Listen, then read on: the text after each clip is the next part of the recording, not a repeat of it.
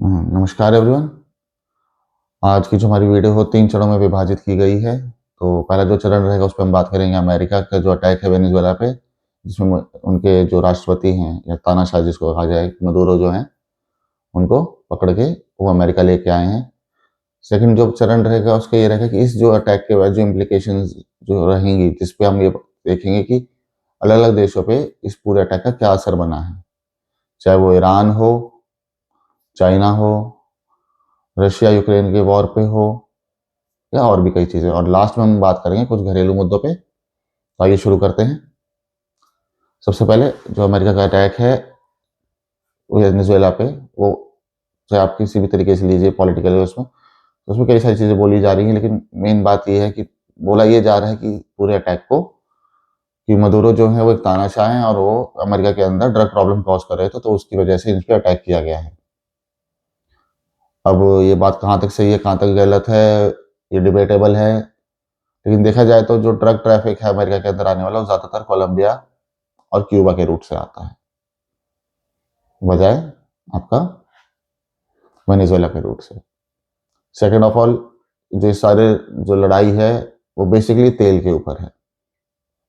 कोई किसी को किसी भी तरीके से निचोड़ के देखे, ये सब कुछ तेल के ऊपर है। और तीसरी बात यह है कि तेल के साथ साथ ये बात है कि ये अटैक इसलिए भी हुआ है कि वेनेजुएला ने एक तरीके से जो डॉलर और स्विफ्ट सिस्टम है उसको त्याग दिया था, और इस तरीके से वो जो एक सिस्टम है पूरा वर्ल्ड ऑर्डर का, जिसमें dollar as a reserve currency काम करता है, उससे अपने आप को लूप होल से बाहर तो ले आए थे, लेकिन उस वजह से वहाँ की जो फाइनेंशियल सिचुएशन है वो काफ़ी बेकार हो गई थी। इवन जो लोग हैं वो अपना रोज के खाने और पीने का भी सामान नहीं जुटा सकते थे। मिडिल क्लास खत्म हो चुकी है, वहाँ कुछ है नहीं। अपर क्लास है और बिलो पॉवर्टी लाइन है, बीच में कुछ भी नहीं है। बहुत ज़्यादा करप्शन है, लोगों को ना फ्यूल सब, मतलब देखिए, दुनिया का 20% फ्यूल उनके पास है, 20% कच्चा तेल उनके पास है, फिर भी वहाँ लोगों को लाइन में लगना पड़ता है अपनी गाड़ी में पेट्रोल कितना मिलेगा उसके लिए। खाना वहाँ है नहीं, एग्रीकल्चर हो नहीं रहा है, कई सारी दिक्कतें हैं। लैंड मास के हिसाब से जो यहाँ पे पूरा एरिया है ये बहुत बहुत बड़ा नहीं है, ठीक है। तो उसका पूरा सिनेरियो था। तो मेन बात यह है, बोला जा रहा है कि ये जो वॉर है ये हुआ है ऑन द प्रेसिडेंस ऑफ आपका ड्रग्स, लेकिन ये एक्चुअली हुआ है for oil, for gaining the precious oil of Venezuela. दूसरी चीज to again remind the world की सबसे बड़ी पावर, चाहे कोई कुछ भी कहे, सोल पावर अमेरिका है। और तीसरी चीज कि आप अगर बाहर निकलते हैं तो ये सारी जो बात है ये एक तरीके से इशारा किया गया है टुवर्ड्स चीन की आप चाहे कितनी मर्जी ड्रामेबाजी कर लीजिए, आप ये हमारे बैकयार्ड में नहीं कर सकते। मोनरो डॉक्ट्रिन सीधा स्टेट करता है कि अमेरिका अपने बैकयार्ड में कोई लड़ाई होने नहीं देगा और पूरे अपने बैकयार्ड को वो अपनी मर्जी से चलाएगा। तो चाहे वो साउथ अमेरिका के देश हों, लैटिन अमेरिका के देश हों, वो सारे के अंदर वो अपने हिसाब से ही चलाता है। और उसमें उन्होंने जो उसके खिलाफ एक आवाज़ उठी थी उसको बंद कर दिया। इस बात कोलंबिया के राष्ट्रपति भी अपना एक स्टैंड लेके कह रहे हैं कि आप ट्राई कर सकते हैं मुझे भी उठाने की, पर आप सक्सेसफुल नहीं होंगे। उस पर कावड़ भी बोला उन्होंने डोनाल्ड ट्रंप को। पर ये सारी बातें जैसे सतही हैं, इसके नीचे कोई ठोस है नहीं। डोनाल्ड ट्रंप को जो करना था उन्होंने कर दिया, वो ज़्यादा लाग लपेट में बात वैसे भी नहीं करते हैं, जो बात तो क्लियर करते हैं, ये इकलौती अच्छी बात है उनमें। हाँ, बहुत शेखी मारना, सेल्फ लोडिंग, ये सब कुछ है, लेकिन बात बहुत क्लियर होती है। और जो आप बाकी सब छोड़ के अगर देखें तो जो मिलिट्री ऑपरेशंस के रेम में जो देखा जाएगा, ये अपने आप में अपना बहुत ही उम्दा एक ऑपरेशन रहा है। इससे कई साल पहले 1990 में जो पनामा के डिक्टेटर थे, उनको भी इसी तरीके से 1990 3 जनवरी 1990 में उनको भी ऐसे ही रिमूव किया गया था उनकी ताकत से। और ऐसे ही यहाँ पे 3 जनवरी 2026 में 36 साल बाद सेम एक हालात बना के सेम चीज हुई है। राष्ट्रपति मदुरो और उनकी वाइफ को एक तरह से अब किडनैप बोलें या क्या बोलें, लेकिन एक तरीके से एक्सट्रैक्ट आउट किया गया उनकी पैलेस से मिलिट्री ऑपरेशन करते हुए। इसमें पहले उन्होंने हुआ कैसे हुआ, ये ऐसे है कि एयर स्ट्राइक्स हुई, उसके बाद अपाचे हेलीकॉप्टर्स ने कवर फायर दिया है, चीनों के हेलीकॉप्टर से वहाँ पे डेल्टा फोर्स डिप्लॉय हुई है, नीचे उतरी है, उनको रात को 1 सवा 1 बजे कर कैप्चर किया गया है और उनको लेके गए हैं। इस पूरे प्रकरण में बताया जा रहा है कि 50 वेनेजुएला लोगों की मौत हुई है। और ये सीधी सीधी बात बताता है, स्क्रूटनी लास्ट लेवल तक हुई है।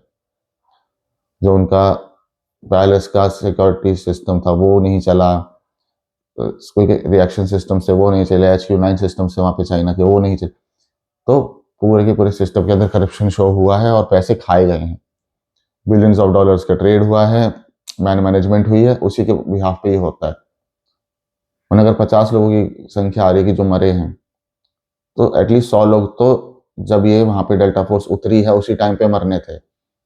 अमेरिकन कैजुअलिटीज भी हो सकती थी। वहां के इतना बड़ा पैलेस है, एक डिक्टेटर का पैलेस है, पूरे के पूरे जो काराकास का जो शहर है उसके बीचों बीच है, चौतरफा वहां पे लोग रहते हैं, और उसके बावजूद भी सिर्फ 50 लोगों की एयर स्ट्राइक में जान गई है और उस पूरे जो ग्राउंड ऑपरेशन है उस पर कुछ नहीं हुआ है। तो रेड कारपेट उनको बिछा के दिया गया है कि आप आइए, इसको उठाइए और लेके जाइए। ये बात क्लियर है। इनकी वाइफ को भी इनके साथ उठाया गया, वो किस हिसाब से लिया गया है एक्शन वो तो अब अमेरिका जाने, लेकिन ठीक है। सुनने में ये आ रहा है कि ये डील पहले से तय हो रही थी कि वो अपने आप को सरेंडर कर देंगे और एक्सट्रैक्ट आउट करा लेगा और अमेरिका का विन विन सिचुएशन हो जाएगा। ये तमाशा चीन के ऊपर इसलिए भी है क्योंकि चीन के जो एम्बेसडर्स और जो स्पेशल एनवॉय था वो इन पूरी घटना होने से कुछ घंटे पहले, उसी दिन कुछ घंटे पहले दोपहर में या शाम में मदोरो से मिलके गया है और उससे कुछ ही घंटे बाद ये हो गया है। तो ये तरीके से चीन को समझाया गया है कि आप चाहे कितना ही ड्रामा कर लीजिए, आप हमारे जो स्फीयर ऑफ इन्फ्लुएंस है आप इसके अंदर नहीं आएंगे। अगर आप आएंगे तो फिर आपको ये शो कर दिया गया कि आप जो कुछ भी कहिए, सोल सुपर पावर अमेरिका ही, और मिलिटरीली हमारा कोई दूसरा सानी नहीं है। अब ये हो गया, क्यों हुआ, किस हिसाब से हुआ, सारी बातें हो गई। आखिरी में तेल के लिए अब अमेरिका वहाँ पे बूट्स ऑन ग्राउंड और पूरा लेआउट कर रहा है। इसके पीछे ये भी देखना पड़ेगा कि जो देश सबसे ज़्यादा रिच है, जिसको अगर उसे ऑयल बेचता रहे और तब भी अपनी काफ़ी सारी जनसंख्या को आराम से खिला सकता है, कोई दिक्कत नहीं आए, उस देश का ये हाल कैसे हुआ कि ना बेचारा खाने के रहे, ना वहाँ पे फूड है, ना फ्यूल है, ना एनर्जी है, ना और कुछ है, इंफ्रास्ट्रक्चर नहीं है, डेवलपमेंट नहीं है, लोग सड़कों में मरने कटने को अपाइस की तरह पड़े हैं। ये सारा हुआ मिसमैनेजमेंट, डिक्टेटरशिप और सोशलिज्म की वजह से। ये फालतू का सोशलिज्म और लेफ्ट के इसके ड्रामे के चलते करप्शन इतना रहा कि जो प्लांट 3 लाख बैरल एक दिन में 3 मिलियन 30 लाख बैरल एक दिन में प्रोड्यूस करता था, वो अब घटते घटते उसकी क्षमता 10 लाख या 1 million barrel per day oil produce की रह गई। अपने आप को दुनिया से काटने के चक्कर में वेनेजुएला ने वो ड्रास्टिक मेजर्स लिए जिसने इसको स्विफ्ट सिस्टम से बाहर कर दिया। एलाइज खत्म हो गए, ट्रेड एक तरीके से डार्क मार्केट के भरोसे रह गया, ना फॉरेन करेंसी का हिसाब बना ना और कुछ बना। जब जब ऑयल विदाउट डॉलर, मतलब डॉलर को बिल्कुल पीछे हटा करके बिकता है, तब तब ये चीज़ हमने देखी है कि रिपीट हुई हैं। चाहे फिर वो 2000 में फैसला लिया था सद्दाम हुसैन ने कि हम अपना डॉलर की जगह यूरोज में बेचेंगे, 2003 में अटैक हो गया, उसके बाद सद्दाम हुसैन के साथ का आप सभी को याद है। डॉलर की हेजीमनी के ऊपर लिबिया के अंदर भी आवाज उठी थी, उनके साथ क्या हुआ ये भी आपको पता है। सीरिया में आवाज उठी थी, उसके बाद क्या हुआ ये भी आपको पता है। यमन हो गया और भी कई सारे देश हो गए जहां जहां ये विदाउट डॉलर के हिसाब से बात उठती है और जो देश बहुत ज्यादा तेल के मामले में संप्रभुत हैं, वहाँ ये चीजें देखी गई हैं। चाहे वहाँ पे रिजीम चेंज हो, चाहे वॉर हो, चाहे सिविल वॉर हो, किसी भी करके, चाहे फिर अरब स्प्रिंग के नाम पे लीबिया में गद्दाफी की पूरे शहर के सामने लिंचिंग हो, ये हमने देखा है कि ये हुआ है।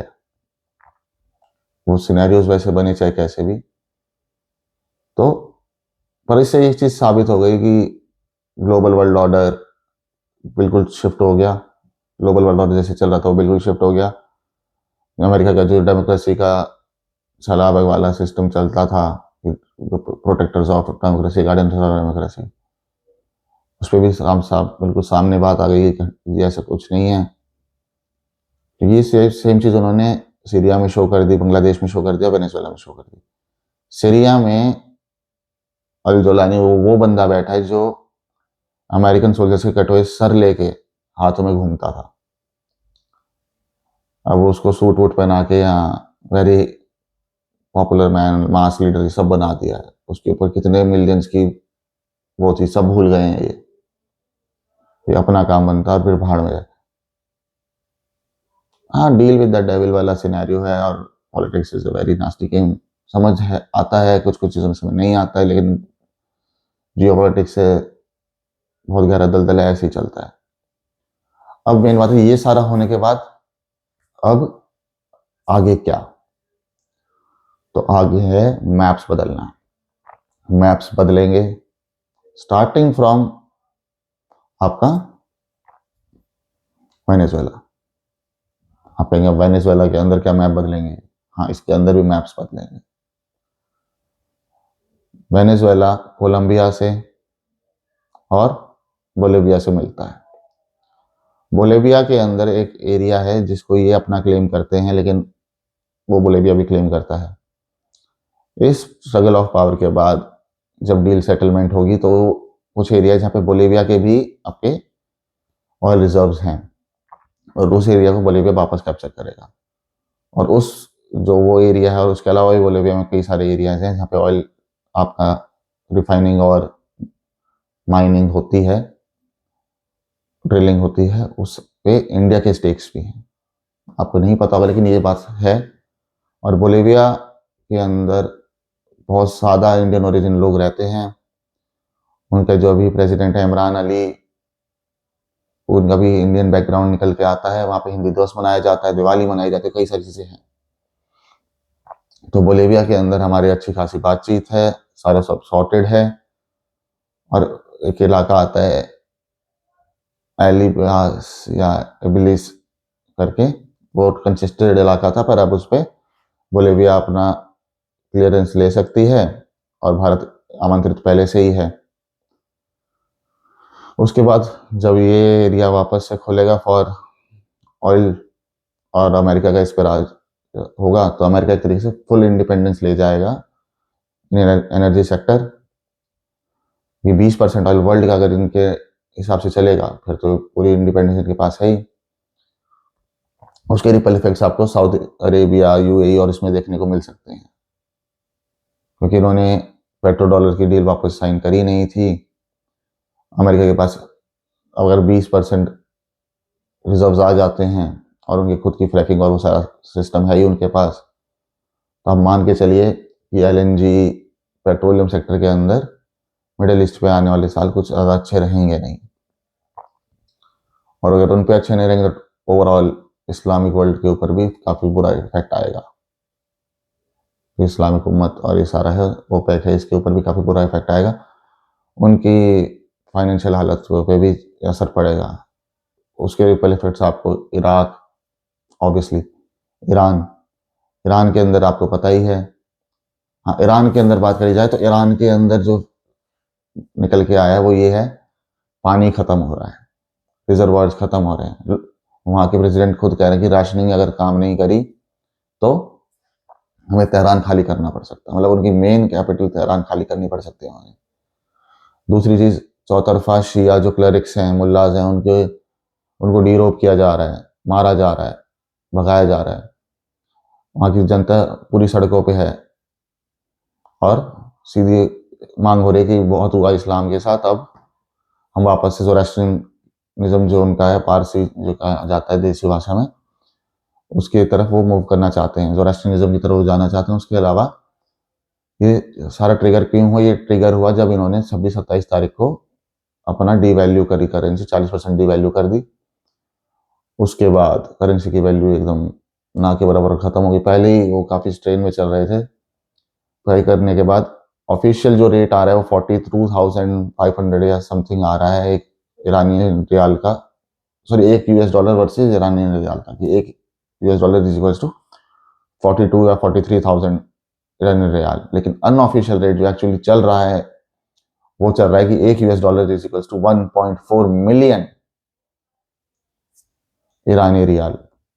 तो पैसे की वैल्यु खत्म हो गई, ना कुछ बिक रहा है, ना कोई खरीदने लायक, और अगर कुछ बिक जाए तो उसको रिप्लेनिश करने के लिए आपके रुपए की कोई वैल्यू नहीं है, तो वो रिप्लेनिश नहीं कर सकते। तो लोगों ने अपनी दुकान बंद करी है और through out the country protest हो रहे हैं। मुल्लास को मारा जा रहा है, पूरी आईआरजीसी के लोगों को पकड़ा के पीटा जा रहा है, और पूरे इतना बड़ा मास प्रोटेस्ट ईरान के अभी जब पीछे हिजाब को हटाने की प्रोटेस्ट होते हैं उसके मुकाबले से भी है एटलीस्ट 100 टाइम्स बड़ा है। लाख के लाख, मतलब आप ये मान लीजिए कि ईरान का हर एक बंदा इस टाइम सड़क पर है। मस्जिदें वैसे ही बंद पड़ी थी। अभी जब पिछले 2-4 साल पहले रिपोर्ट आई थी तब 75% मस्जिदों में वैसे ही कोई नहीं जा रहा था। अब तो क्लियर हो गया कि हमें इस्लाम नहीं चाहिए, हम वापस से ज़ोरास्ट्रियनिज़्म की तरफ जाएंगे। हमारे को पुराना हमारा शाह ला के दो, वो आए यहाँ पे संभाले और इन सारे मुस्लिम मुल्ला रजीम को और आईआरजीसी को बाहर उठा के फेंका जाए। अगर ऐसा हो जाता है तो ईरान टूटने के चांसेस कम है, लेकिन पाकिस्तान जरूर टूट जाएगा। क्योंकि अगर ऐसा हो जाता है तो शिया लेड जो मुस्लिम वर्ल्ड है उसका कोलैप्स तय है। क्योंकि शिया के जो मुस्लिम वर्ल्ड है उसकी सबसे बड़ी पावर ईरान खुद है। अगर ऐसा हो जाता है तो इसराइल अमेरिका वहाँ पे अपने उसमें आ जाएंगे, क्योंकि जो शाह के जो बेटे हैं, जो पुराने शाह उनके जो बेटे हैं वो अमेरिका के अंदर ही हैं शरण पे, और वो अपने जो उनका इन्फ्लुएंस उसके थ्रू आके वहाँ बैठेंगे तो अमेरिका का काम वहाँ से सॉर्टेड हो गया। और ये होते के साथ ही आपका जो पाकिस्तान उसकी रेलेवेंस खत्म। ये हो जाता है तो चाबहार पोर्ट जो हम ऑपरेट करते हैं उस पर जो सैंक्शन है वो अपलिफ्ट हो आएंगे, हमारे लिए बढ़िया है। ये हो जाता है तो जो ईरान और अफ्रीका के बीच में जो जिबूटी और इथियोपिया और एरिट्रिया वाला इलाका है उसके बीच में जो स्ट्रीम के ऊपर जो हमेशा चिल्लम चिल्ली चलती रहती है वो ठीक हो जाएगी। ग्लोबल वर्ल्ड ऑर्डर के अंदर ट्रेड बेटर होने के चांसेस है। ये हो जाता है तो अफगानिस्तान का पूरा फोकस पाकिस्तान की तरफ शिफ्ट हो जाएगा। ये हो जाता है तो बलूचिस्तान के जो लोग ईरान की तरफ रहते हैं वो वापस से पाकिस्तान की तरफ अपना रुख कर सकते हैं, फोकस शुरू कर सकते हैं, और पाकिस्तान की दोनों तरफ से अच्छा ही तरीके से उनका सेटअप बैठ सकता है। अब अगर ईरान के अंदर ही अमेरिका के बैठ जाता है, हमारा चाबहार पोर्ट वहां से शुरू हो जाता है, तो ग्वादर की कोई वैल्यू नहीं रह जाएगी। उसके बाद आप पाकिस्तान को 3 हिस्सों में टूटते हुए देख सकते हैं। ऊपर पीओके वाले एरिया को हम लेंगे, पीछे से खैबर पख्तूनख्वा वाला जो एरिया है जिसको पहले फाटा बोला जाता था उसको क्या कहते हैं आपका अफगानिस्तान लेगा। तो पीओके और गिलगित बल्तिस्तान इन्होंने अलग से कर दिया था, पीओके को अलग बना दिया, गिलगित बल्तिस्तान नाम का अपने लिए अलग से बना दिया था। तो वो दोनों एरिया हमारी तरफ आने चाहिए। उसके लिए भी हम कोशिश करेंगे और बातचीत करके, बातचीत हम पाकिस्तान से नहीं करेंगे, बातचीत हम अफगानिस्तान से करेंगे कि इंडस वाटर जो इंडस नदी है उसके हिसाब से कैसे बने, क्योंकि इंडस नदी जो है वो आपका एक तरीके से नेचुरल बैरियर और नेचुरल वाटर की तरह काम भी करेगी। उसके बाद आप नीचे आ जाइए तो बस पंजाब पंजाब रह जाएगा, लैंडलॉर्ड कंट्री की तरह जो पाकिस्तान के शेप में रह जाएगा, जो पाकिस्तानी पंजाब है वो। और उसके नीचे सिंध अलग, सिंध अलग तो मतलब कराची और सारे एरिया सिंध का, और पीछे की तरफ में सारा बलोचों का, 4 हिस्से इनके। आपको लग रहा है ये कैसी बात कर रहा है, ऐसे थोड़ी हो जाता है एकदम से। आप मान के चलिए वेनेजुएला पे अटैक किसी ने नहीं सोचा था, ये हुआ है। ईरान के अंदर रेवोल्यूशन इस तरीके से निकल के आ जाएगा, ये नहीं सोचा गया था, ये हुआ है, तो मैप्स भी बदलेंगे। इसी तरीके से आप हमारे ईस्ट में आ जाइए, अगर ये सब होता है तो जो हमने कई बार बात करी है कि आपका जो चिकन नेक है वो राइनो नेक बन रहा है, तो ये दोनों तरफ से टूटेगा। आसाम से लगता हुआ जो बॉर्डर है उस तरफ से भी, और जो नीचे मिजोरम और म्यांमार की तरफ, मिजोरम से नीचे म्यांमार की तरफ और इस तरफ से लगता हुआ बॉर्डर है इनका, वहां से भी मैं तो कहता हूँ इसको क्लियरली इस तरफ से गांजेस आ रहे हो, ऊपरली तरफ से ब्रह्मपुत्र उतर के आ रहे, उसके बीच का एरिया जहाँ पे है उसको काटो और लो, दोनों तरफ नदी रहेगी, बीच का एरिया हमने निकाल लिया, हमारे लिए सेफ्टी कॉरिडोर बन गया, और उसको अच्छे तरह से हैंडल भी कर सकते हैं। वहाँ के अंदर सारे कंगलों को भगाओ वहाँ से, वहाँ के जो बेचारे फंसे हुए बांग्लादेशी हिंदू हैं उनको उस पूरे स्टेट में इंश्योर करो, और उसे एज एन सॉवरेन स्टेट घोषित करो कि ये सिर्फ हिंदू बांग्लादेशों की स्टेट है, यहाँ पे नो ड्रामेबाजी, no radicals, no Islamist, no nothing. ये इन लोगों के लिए, क्योंकि इन्होंने पिछले 51 साल से ऊपर ये टाइम से 50-55 साल से एट्रोसिटीज झेली हैं, क्योंकि एक टाइम पे वहाँ वो 30% थे, अब वहाँ वो 4-5% रह गए हैं, ऐसे कैसे? तो उसका भी तो हिसाब किताब मिलना चाहिए। और उनके जो मिजोरम वाला एरिया है रंगपुरा, और उससे उसको काट लेते हैं तो हमारी नॉर्थ ईस्ट को पोर्ट मिल जाए, लैंड जो कर रहा था, कह रहा था ना land locked area of 7 sisters, वो ये भूल गया कि उस एरिया इंडिया का है। ये खाल उतार के ना इनको कोने में खड़ा करना बहुत जरूरी है। अभी ये ड्रामेबाजी कर रहे हैं कि ये क्रिकेट वर्ल्ड कप में इंडिया में नहीं खेलेंगे, इनके मैचेस खेलेंगे। मैं कह रहा हूँ इनके मैचेस कराओ ही मत, उनसे कह दो इनको नहीं आना, और ना हीरा मंडी आ रही ना पंगना मंडी आ रही, इन दोनों को मरने दो, इनकी ड्रामेबाजी पूरी नहीं हो रही है। खेलना है तो खेलो, वरना खड़े रहो कोने में, बर्बाद तो वैसे ही और थोड़ा हो जाओ। इसके बाद तो आपने देखा, जैसे हमने बात करी वेनेजुएला के शुरुआत में, वेनेजुएला और बोलीविया के बीच में नक्शा बदलेगा, ईरान में नक्शा बदलेगा, अफगानिस्तान में, हमारे देश में, पाकिस्तान में भी नक्शा बदल सकता है, बांग्लादेश का नक्शा बदल सकता है। हमारे देश का मतलब हम गेन करेंगे, अफगानिस्तान गेन करेगा, पाकिस्तान लूज करेगा, ईरान के अंदर पावर सेंटर्स टूट जाएंगे और चीजें अलग होंगी। आपका मुस्लिम वर्ल्ड जो सऊदी अरेबिया और ये है, इसके ऊपर कंस्ट्रेंट्स आते दिख रहे हैं, और बांग्लादेश का तो मैंने बताया, जैसे उसके 2 इससे टूट के उनसे अलग किए जा सकते हैं बड़े आराम से, उसमें कोई ड्रामेबाजी नहीं। बस वही है कि एक स्ट्रेटेजिक प्लान की जरूरत है, वो फौज का काम है, सरकार का काम है, देखा जाए कैसे होगा। और लास्ट में इसका एक इफेक्ट आया, जो एक इफेक्ट दिख रहा है कि चाइना कर सकता है, वो है ताइवान पे अटैक। और ताइवान पे अटैक होता है तो जाहिर सी बात है हमारे लिए भी कुछ ज़्यादा अच्छा नहीं है, पर खतरा है, या जो कुछ भी कह लीजिए, वो देखना पड़ेगा। बट ठीक है, things to be seen, plot to be seen. पर ताइवान पे अटैक उनके लिए एक तरीके से उल्टा भी पड़ सकता है। ताइवान पे अटैक होने पे अगर अमेरिका उनके ताइवान की तरफ आता है चाहे नहीं आता है, ये बात क्लियर है कि ताइवान पे अगर अटैक करता है तो वो उनका रूस और यूक्रेन वाला मूवमेंट होगा। हाँ, इस पूरे प्रकरण के बीच में अमेरिका ने ये भी बोला है कि जो ये पूरा का पूरा यूज रशिया और यूक्रेन का वॉर है, ये रुक सकता है, हम पूरी कोशिश कर रहे हैं, और ट्रंप ने जनरली कोशिश करी है इसको रुकवाने की, लेकिन ये सारा जो है, ये फिर से बात ये उठ के आई है कि सारा का सारा जो है ये आपका यूके और नेटो के जो देश हैं ये कोशिश कर रहे हैं इसको आगे बढ़ाने की, बाकी तो सब सही है। बाकी देखते हैं आगे कैसे बढ़ता है। There are things changing very fast, and new updates coming one by one और बहुत तेजी से। मैं ये वीडियो शुरुआत में बनाने की सोच रहा था, लेकिन फिर मैंने कहा कि एक बार देख लेते हैं कि और क्या क्या इफेक्ट्स दिख रहे हैं। ये सारी बात डॉलर और पेट्रोल की शुरू हुई है। ड्रग्स पे माथा फोड़ा गया है। रिपल इफेक्ट्स में फिर से पेट्रोल पे बात आई है और ग्लोबल वर्ल्ड ऑर्डर में चेंजेस हुए हैं। अब मैप्स चेंज होना शुरू होंगे। Very interesting times, very fast moving pace global scenarios की बात करी जाए। बाकी लेट्स वेट एंड वॉच। काफ़ी इंटरेस्टिंग टाइम्स हैं, काफ़ी हैपनिंग टाइम्स हैं। इंडिया के लिए पॉजिटिव सिनेरियोज दिख रहे हैं, बस हमारी सरकार थोड़ा थोड़ा ध्यान रखे, जो ऑफ कोर्स वो रखेंगे।